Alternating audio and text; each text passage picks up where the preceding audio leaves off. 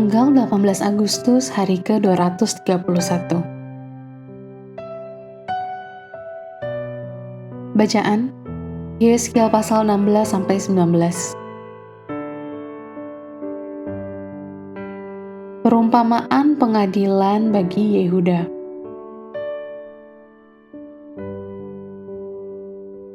Garis besar. Dengan menggunakan serangkaian alegori dan perumpamaan yang indah, Yeskiel melanjutkan pesan ganda tentang ketakutan dan pengharapan. Seperti seorang istri yang tidak setia, umat Tuhan telah mengejar para dewa lainnya. Mereka telah melakukan perzinahan rohani dan melacurkan posisi istimewa mereka. Tetapi kasih Tuhan tetap setia untuk objek yang dicintainya. Dengan menggunakan ilustrasi yang diambil dari alam, Nabi Yeskiel menggambarkan alasan-alasan untuk pendisiplin Allah yang akan datang dan memberikan pengingat yang serius. Orang yang berbuat dosa itu yang harus mati. Pasal 18 ayat 20.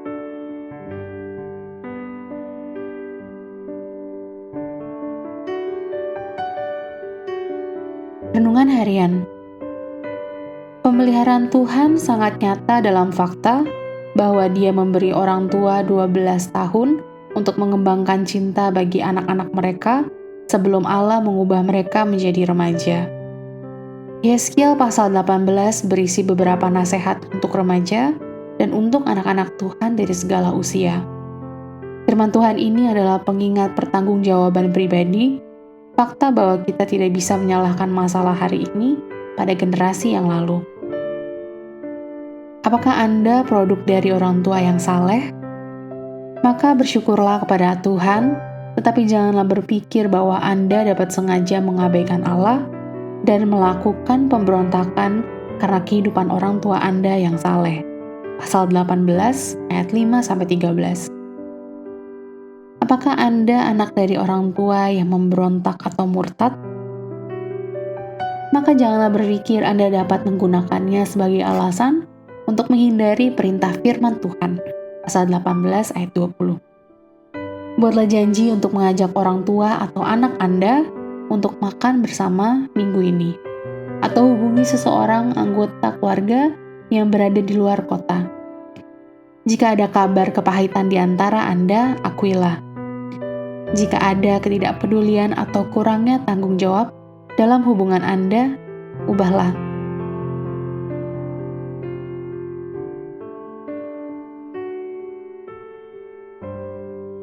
Cara terbaik untuk membuat remaja betah di rumah adalah dengan membuat rumah menjadi menyenangkan.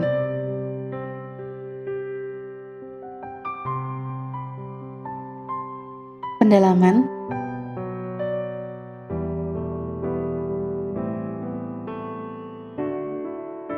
Kegilaan dari ketidaksetiaan. Yeskiel pasal 16 ayat 34. Anda telah mendengar pepatah, anjing menggigit manusia, itu bukan berita. Manusia menggigit anjing, itu berita. Pelacur yang dibayar untuk kejahatannya tidak layak diberitakan, karena hal itu sudah biasa. Akan tetapi seorang pelacur yang membayar mereka yang datang kepadanya pasti akan menarik perhatian. Pada zaman Yeskiel, Israel menjadi bahan pembicaraan. Bangsa ini telah melakukan kegilaan sedemikian rupa, yaitu penyembahan berhala, sehingga Tuhan menyamakannya dengan seorang pelacur yang membayar pelanggannya. Pasal 16 ayat 34.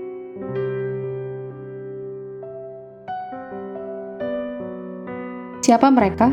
Yeskiel pasal 17 ayat 1-8. Untuk mengungkap teka-teki pasal 17, gunakan panduan ini. Elang besar ayat 3, Nebukadnezar, puncak pohon cedar ayat 3, ada rumah Daud, cabang tertinggi ayat 4, Yoyakin, kota penuh dengan pedagang ayat 4 adalah Babel, Taruk ayat 5 yaitu Zedekia, elang besar lainnya ayat 7, Raja Mesir.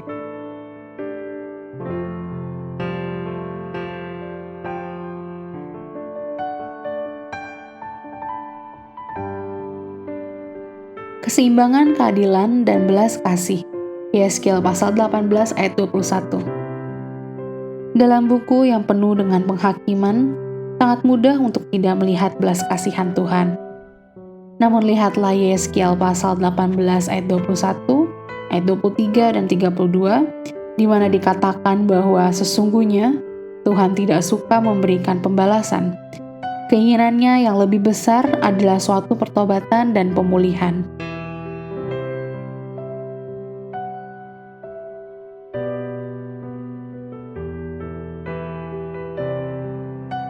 Amin. Tuhan Yesus memberkati.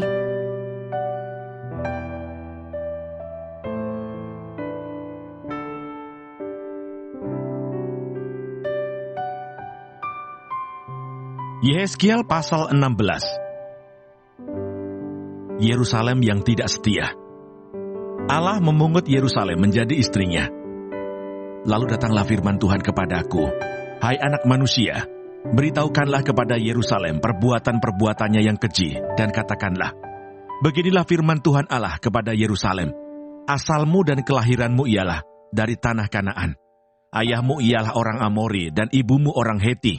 Kelahiranmu begini, waktu engkau dilahirkan, pusatmu tidak dipotong, dan engkau tidak dibasuh dengan air supaya bersih.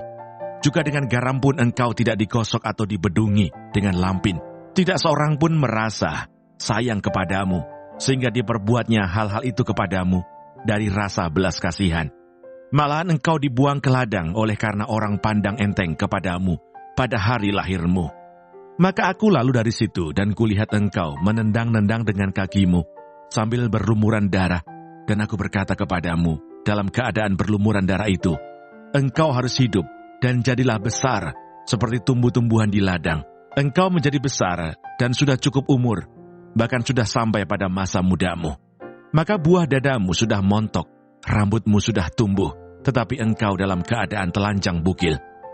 Maka aku lalu dari situ, dan aku melihat engkau. Sungguh, engkau sudah sampai pada masa cinta berahi. Aku menghamparkan kainku kepadamu, dan menutupi auratmu. Dengan sumpah aku mengadakan perjanjian dengan engkau, demikianlah firman Tuhan Allah.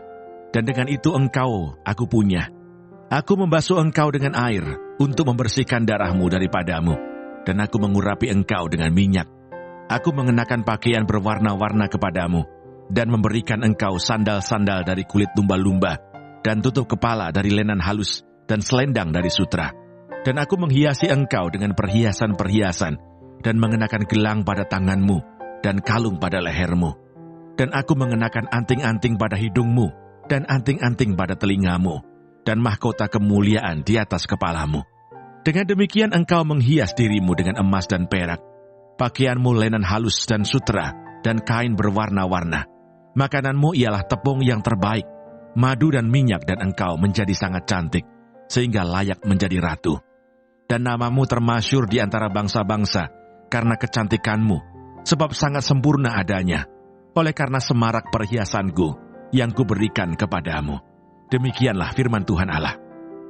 Persundalan Yerusalem dan hukumannya. Tetapi engkau mengandalkan kecantikanmu, dan engkau seumpama bersundal dalam menganggarkan ketermasyuranmu, dan engkau mengamburkan persundalanmu kepada setiap orang yang lewat. Engkau mengambil dari pakaian-pakaianmu untuk membuat bukit-bukit pengorbananmu berwarna-warni, dan engkau bersundal di situ. Seperti itu belum pernah terjadi, dan tidak akan ada lagi. Engkau mengambil juga perhiasan-perhiasanmu yang dibuat dari emasku dan perakku, yang kuberikan kepadamu, dan engkau membuat bagimu patung-patung lelaki, dan engkau bersundal dengan mereka. Engkau mengambil dari pakaianmu yang berwarna-warni untuk menutupi mereka, dan engkau mempersembahkan kepada mereka minyakku dan ukupanku. Juga makananku yang kuberikan kepadamu, tepung yang terbaik, minyak dan madu kuberikan makananmu. Engkau persembahkan kepada mereka menjadi persembahan yang harum. Demikianlah firman Tuhan Allah. Bahkan engkau mengambil anak-anakmu lelaki dan perempuan, yang engkau lahirkan bagiku, dan mempersembahkannya kepada mereka menjadi makanan mereka. Apakah persundalanmu ini masih perkara enteng, bahwa engkau menyembelih anak-anakku dan menyerahkannya kepada mereka, dengan mempersembahkannya sebagai korban dalam api? Dalam segala perbuatan-perbuatanmu yang keji, dan persundalanmu itu, engkau tidak teringat lagi kepada masa mudamu. waktu engkau telanjang bugil sambil menendang-nendang dengan kakimu dalam lumuran darahmu. Dan sesudah segala kejahatanmu itu, celakalah engkau. Demikianlah firman Tuhan Allah. Engkau membangun bagimu tempat yang tinggi dan membuat bagimu bukit pengorbanan di tiap-tiap tanah lapang. Pada setiap persimpangan jalan, engkau membangun bukit pengorbanan dan menjual kecantikanmu menjadi kekejian dengan merenggangkan kedua pahamu bagi setiap orang yang lewat, sehingga persundalanmu bertambah-tambah. Engkau bersundal dengan orang Mesir tetanggamu, si aurat besar itu, sehingga persundalanmu bertambah-tambah yang menimbulkan sakit hatiku. Lihat, aku telah melawan engkau dan telah mengurangi bagianmu dan menyerahkan engkau kepada kesewenang-wenangan orang-orang yang membenci engkau, yaitu perempuan-perempuan Filistin yang merasa malu melihat tingkah lakumu yang mesum itu. Engkau bersundal juga dengan orang Asyur, oleh karena engkau belum merasa puas. Ya, engkau bersundal dengan mereka, tetapi masih belum merasa puas. Engkau memperbanyak lagi persundalanmu dengan negeri perdagangan Kasdim, tetapi dengan itu juga engkau belum merasa puas.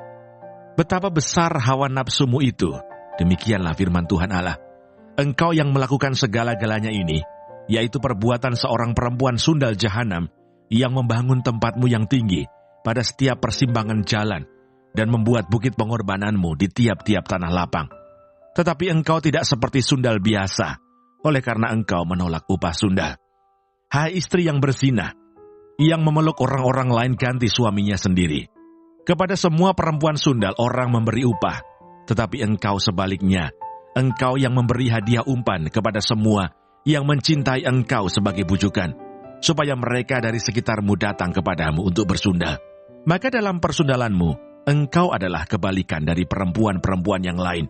Bukan orang yang mengejar engkau hendak bersundal, tetapi engkau yang memberi upah persundalan, sedang engkau tidak diberi apa-apa. Itulah kebalikannya padamu. Oleh karena itu, hai perempuan sundal, dengarkanlah firman Tuhan. Beginilah firman Tuhan Allah. Oleh karena engkau menghamburkan kemesumanmu dan auratmu disingkapkan dalam persundalanmu dengan orang yang mencintaimu dan dengan berhala-berhalamu yang keji, dan oleh karena darah anak-anakmu yang engkau persembahkan kepada mereka. Sungguh, oleh karena itu aku akan mengumpulkan semua kekasihmu, yaitu yang merayu hatimu, baik yang engkau cintai maupun yang engkau benci. Aku akan mengumpulkan mereka dari sekitarmu untuk melawan engkau, dan aku akan menyingkapkan auratmu di hadapan mereka, sehingga mereka melihat seluruh kemaluanmu. Aku akan menghakimi engkau seperti orang menghakimi perempuan-perempuan yang berzina dan yang menumpahkan darah, dan aku akan melampiaskan atasmu murka dan cemburuanku. Aku akan menyerahkan engkau di dalam tangan mereka, dan mereka akan meruntuhkan tempatmu yang tinggi dan merusakkan bukit-bukitmu. Mereka akan menelanjangi engkau, akan merampas perhiasan-perhiasanmu, dan membiarkan engkau telanjang bugil. Mereka akan menyuruh bangkit sekumpulan orang melawan engkau, yang melempari engkau dengan batu dan memancung engkau dengan pedang-pedang mereka. Mereka akan membakar rumah-rumahmu dan menjatuhkan hukuman kepadamu di hadapan banyak perempuan. Dengan demikian aku membuat engkau berhenti bersundal, dan upah sundal tidak akan kau berikan lagi. Demikianlah aku melampiaskan murkaku kepadamu, sehingga cemburuku kepadamu reda kembali. Barulah aku merasa tenang dan tidak sakit hati lagi. Oleh karena engkau tidak teringat lagi kepada masa mudamu. Tetapi dengan semuanya ini, membuat aku gemetar kemarahan. Sungguh, aku juga akan menimpakan kelakuanmu atas kepalamu. Demikianlah firman Tuhan Allah. Bukankah engkau melakukan kemesuman ini lagi di samping segala perbuatan-perbuatanmu yang keji? Lihat, setiap penyair akan mengatakan sindiran ini mengenai engkau. Begitu ibu, begitu anak ibumu engkau, yang jijik melihat suaminya, dan anak-anaknya lelaki, dan adik kakak-kakakmu perempuan engkau, yang jijik melihat suami-suami mereka, dan anak-anak mereka lelaki.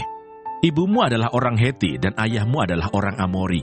Kakakmu yang tertua ialah Samaria, yang beserta anak-anaknya perempuan diam di sebelah utaramu.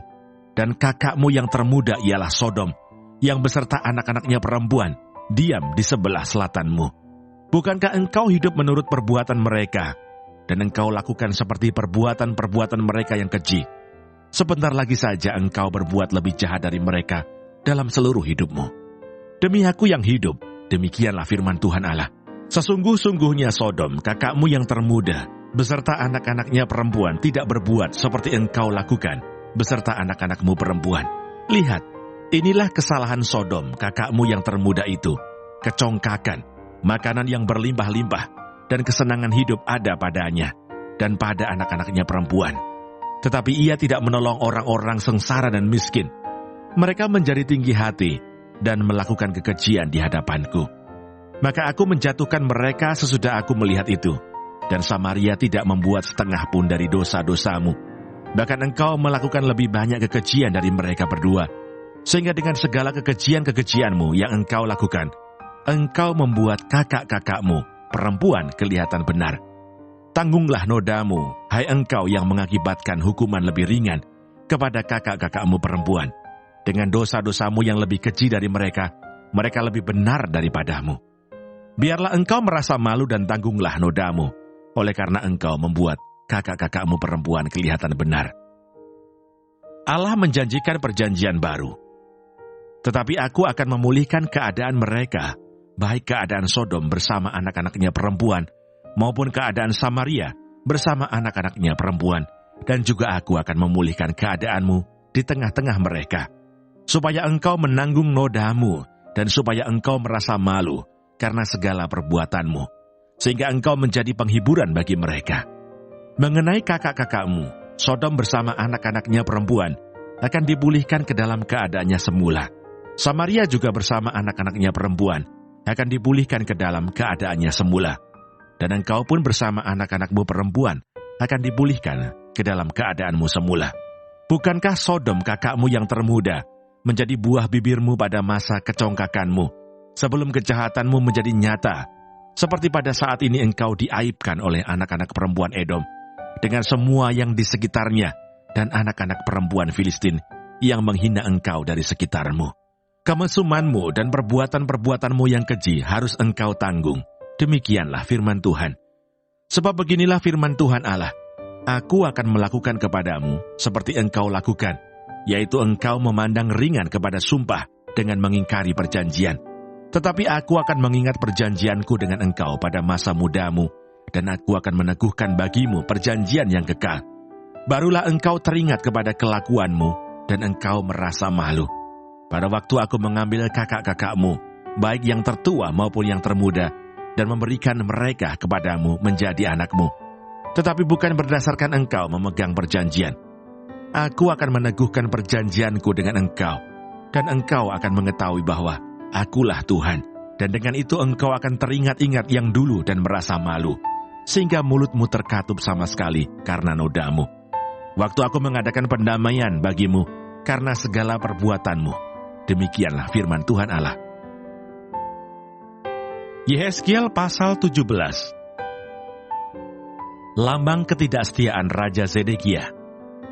Maka datanglah firman Tuhan kepadaku, hai anak manusia, katakanlah suatu teka-teki dan ucapkanlah suatu perumpamaan kepada kaum Israel. Katakanlah, beginilah firman Tuhan Allah. Seekor burung rajawali yang besar dengan sayapnya yang besar dan panjang, penuh dengan bulu yang berwarna-warna, datang ke gunung Libanon, dan ia mengambil puncak pohon aras. Ia mematahkan pucuknya yang paling ujung, dan dibawanya ke sebuah negeri perdagangan, lalu diletakkannya dia di kota perniagaan.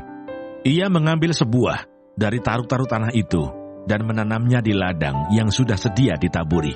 Ia menempatkannya dekat air yang berlimpah-limpah seperti pohon ganda rusa, sehingga ia tumbuh dan menjadi pohon anggur yang rimbun, yang tumbuhnya rendah, dan cabang-cabangnya melengkung menuju burung itu, dan akar-akarnya tetap di bawahnya. Demikianlah ia menjadi pohon anggur dan mengeluarkan tunas-tunas, dan memancarkan taruk-taruk.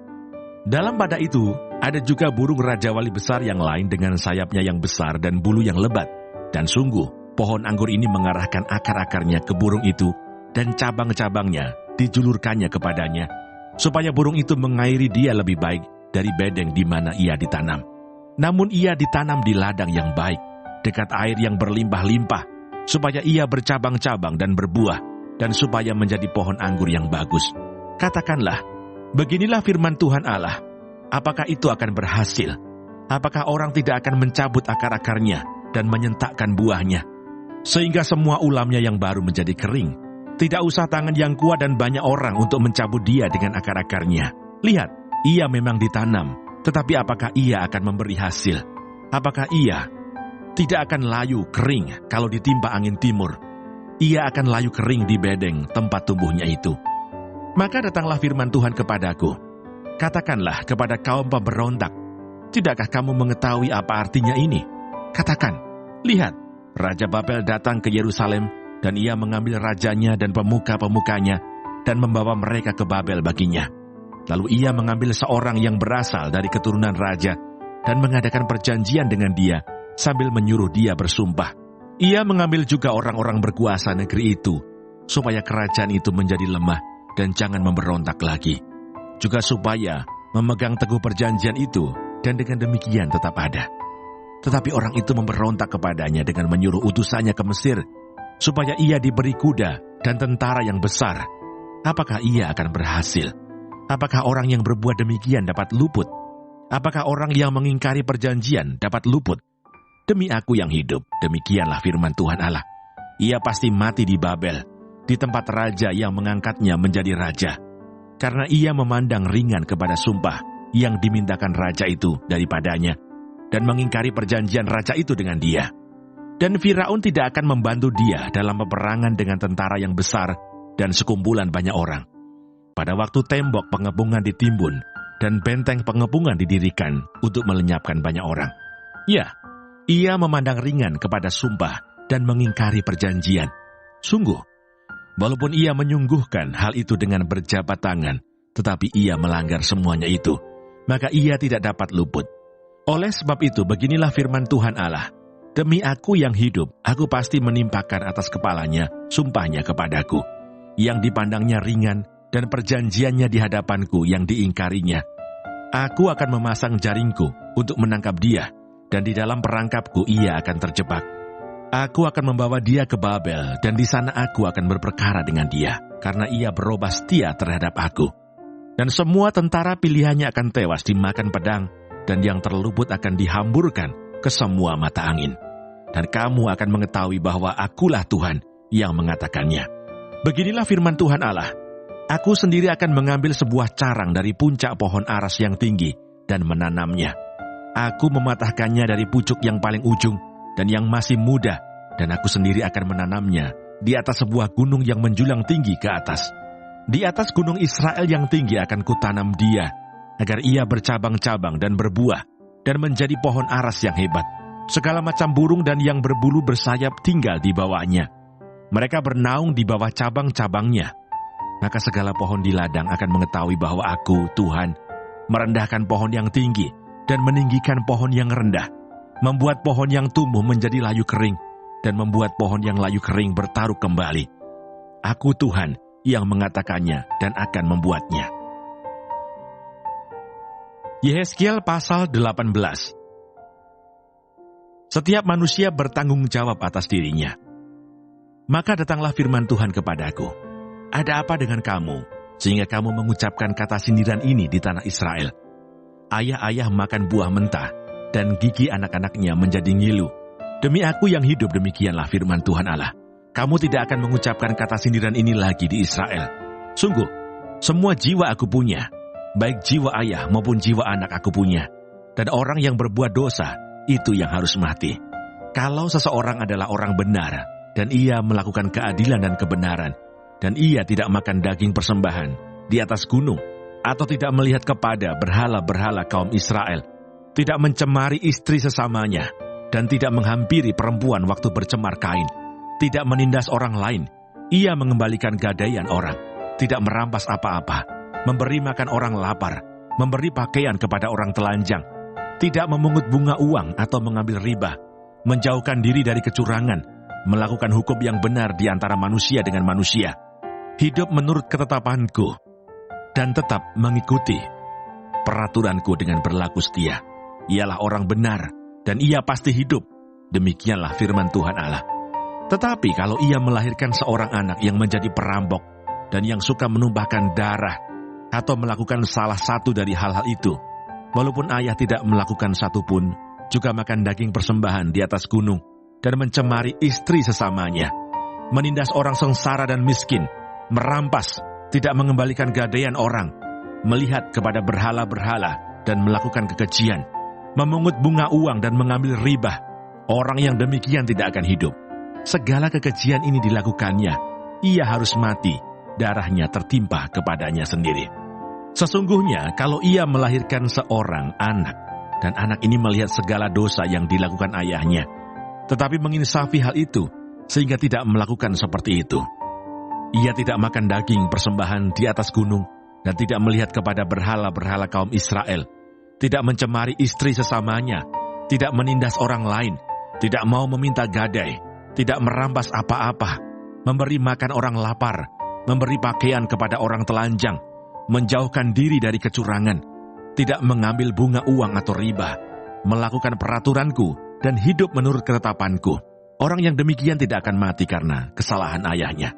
Ia pasti hidup. Ayahnya yang melakukan pemerasan, yang merampas sesuatu, dan yang melakukan hal-hal yang tidak baik di tengah-tengah bangsanya, sungguh ia akan mati karena kesalahannya. Tetapi kamu berkata, mengapa anak tidak turut menanggung kesalahan ayahnya? Karena anak itu melakukan keadilan dan kebenaran, melakukan semua ketetapanku dengan setia, maka ia pasti hidup. Orang yang berbuat dosa itu yang harus mati. Anak tidak akan turut menanggung kesalahan ayahnya, dan ayah tidak akan turut menanggung kesalahan anaknya. Orang benar akan menerima berkat kebenarannya, dan kefasikan orang fasik akan tertanggung atasnya. Tetapi jikalau orang fasik bertobat dari segala dosa yang dilakukannya, dan berpegang pada segala ketetapanku, serta melakukan keadilan dan kebenaran, ia pasti hidup, ia tidak akan mati. Segala durhaka yang dibuatnya tidak akan diingat-ingat lagi terhadap dia. Ia akan hidup karena kebenaran yang dilakukannya. Apakah aku berkenan kepada kematian orang fasik? Demikianlah firman Tuhan Allah. Bukankah kepada pertobatannya supaya ia hidup? Jikalau orang benar berbalik dari kebenarannya dan melakukan kecurangan seperti segala kekejian yang dilakukan oleh orang fasik, apakah ia akan hidup? Segala kebenaran yang dilakukannya tidak akan diingat-ingat lagi. Ia harus mati karena ia berubah setia dan karena dosa yang dilakukannya. Tetapi kamu berkata, tindakan Tuhan tidak tepat. Dengarlah dulu, hai kaum Israel. Apakah tindakanku yang tidak tepat, ataukah tindakanmu yang tidak tepat? Kalau orang benar berbalik dari kebenarannya dan melakukan kecurangan sehingga ia mati, ia harus mati karena kecurangan yang dilakukannya. Sebaliknya, kalau orang fasik bertobat dari kefasikan yang dilakukannya, dan ia melakukan keadilan dan kebenaran, ia akan menyelamatkan nyawanya. Ia insaf dan bertobat dari segala durhaka yang dibuatnya. Ia pasti hidup, ia tidak akan mati. Tetapi kaum Israel berkata, tindakan Tuhan tidak tepat. Apakah tindakanku yang tidak tepat, hai kaum Israel? Ataukah tindakanmu yang tidak tepat? Oleh karena itu aku akan menghukum kamu masing-masing menurut tindakannya, hai kaum Israel. Demikianlah firman Tuhan Allah. Bertobatlah dan berpalinglah dari segala durhakamu, supaya itu jangan bagimu menjadi batu sandungan yang menjatuhkan kamu ke dalam kesalahan. Buangkanlah daripadamu segala durhaka yang kamu buat terhadap aku, dan perbaharuilah hatimu dan rohmu. Mengapakah kamu akan mati, hai kaum Israel? Sebab aku tidak berkenan kepada kematian seseorang yang harus ditanggungnya. Demikianlah firman Tuhan Allah. Oleh sebab itu bertobatlah supaya kamu hidup. Yehezkiel pasal 19. Ratapan tentang Raja Israel. Hai, ucapkanlah suatu ratapan mengenai Raja Israel, dan katakanlah begini, betapa ibumu menjadi seekor singa betina di antara singa-singa. Ia berbaring di antara singa-singa muda, dan menyusui anak-anaknya. Ia membesarkan seekor dari anak-anaknya, sehingga menjadi singa muda. Ia belajar menerkam, malah manusia ditelannya. Bangsa-bangsa menyerukan, singa mengamuk. Akhirnya ia terjebak dalam pelubang mereka. Mereka mengelikir dia dan menggiringnya ke Mesir. Sesudah induk singa menyadari bahwa usahanya gagal dan pengharapannya hilang lenyap, ia mengambil anaknya yang lain dan membesarkannya menjadi singa muda. Anaknya ini berjalan-jalan di antara kawanan singa. Ia menjadi seekor singa muda. Ia belajar menerkam, malah manusia ditelannya. Ia merusak puri-puri mereka dan menumpas kota-kotanya. Bumi serta segala isinya diam ketakutan mendengar suara aumnya. Maka bangsa-bangsa bangkit melawan dia dari daerah-daerah sekelilingnya. Mereka memasang jaring untuk menangkapnya dan menjebaknya dalam belubang. Ia dikurung dalam kandang sambil dikelikir, dibawa ke hadapan Raja Babel dan dimasukkan dalam penjara, supaya suaranya jangan kedengaran lagi di atas gunung-gunung Israel. Ibumu seperti pohon anggur dalam kebun anggur yang tertanam dekat air, berbuah dan bercabang karena air yang berlimpah-limpah. Padanya tumbuh suatu cabang yang kuat, yang menjadi tongkat kerajaan. Ia menjulang tinggi di antara cabang-cabangnya yang rapat, dan menjadi kentara, karena tingginya dan karena rantingnya yang banyak. Tetapi ia tercabut di dalam kemarahan, dan dilemparkan ke bumi. Angin timur membuatnya layu kering, buahnya disentakkan, cabang yang kuat menjadi layu kering, dan api menghabiskannya. Dan sekarang ia tertanam di padang gurun, di tanah yang kering dan haus akan air. Maka keluarlah api dari cabangnya, yang memakan habis ranting dan buahnya, sehingga tiada lagi padanya cabang yang kuat, dan tiada tongkat kerajaan. Ini adalah ratapan dan sudah menjadi ratapan.